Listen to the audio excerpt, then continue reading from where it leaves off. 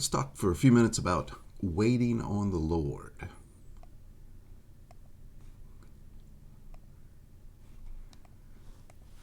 It's actually a fairly common phrase in the Bible, waiting on the Lord, found directly using that text several times, and then the concept itself is phrased other ways throughout the Bible, waiting on the Lord. But probably the most familiar one to some is Isaiah 40, verse 31. That verse says, "But those who wait on the Lord shall renew their strength. They shall mount up with wings like eagles. They shall run and not be weary. They shall walk and not faint." Many people have paintings or pictures and things around the house with that phrase on it.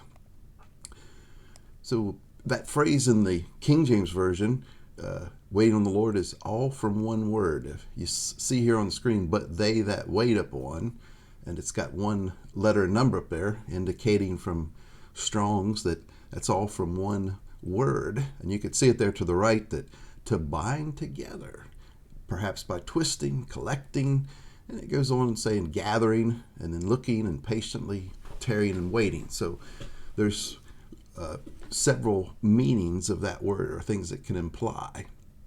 I think today we're going to try to say three things about waiting that I think are accurate. First, we're waiting as time passes, just like you think.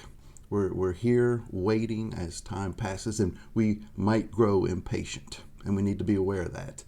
Psalms 37, verse 7 through 9 says, "Rest in the Lord, wait patiently for him. Do not fret because of him who prospers in his way, because of the man who brings wicked schemes to pass. Cease from anger and forsake wrath. Do not fret, it only causes harm. For evildoers shall be cut off, but those who wait on the Lord, they shall inherit the earth." So we're waiting as that time passes, and recall Abraham and Sarah, good example of growing impatient. Sarah in particular comes up with the scheme of Abraham going into Hagar instead of waiting for God's plan and Isaac being born. But they lost faith in God, if you will, for a second, or there was a wavering there, at least for a time. And we need to remain steadfast as time passes and we wait. We just know that he'll be there when we need him, or he'll return when the time is right. A second thing about waiting on the Lord is it's like a servant waiting for its master's return, in a sense, that waiting, like a servant waiting for the master's return. The servant doesn't sit idly around, does he? We're not just to sit here and do nothing as we wait. We need to be doing the word, not just hearing. We need to be obeying. You know, that's an interesting word, obeying, because some are saying you just have to have faith or hear.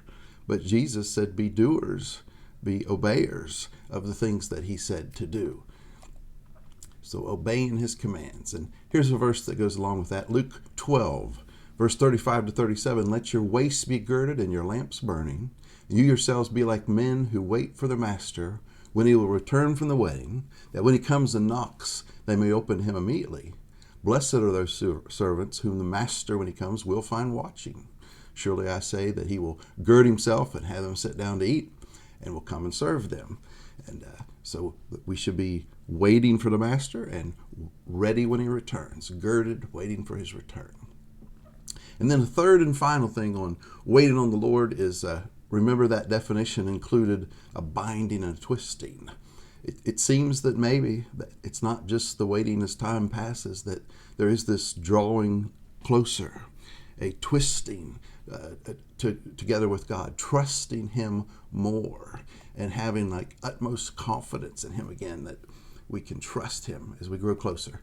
Verse to support that, James 4, verse 8, "Draw near to God, he'll draw near to you. Cleanse your hands, you sinners, and purify your hearts, you double-minded." Draw near to God, he'll draw near to you. So in summary, we're waiting as time passes. We're like a servant waiting for his master's return, actually having action, doing things.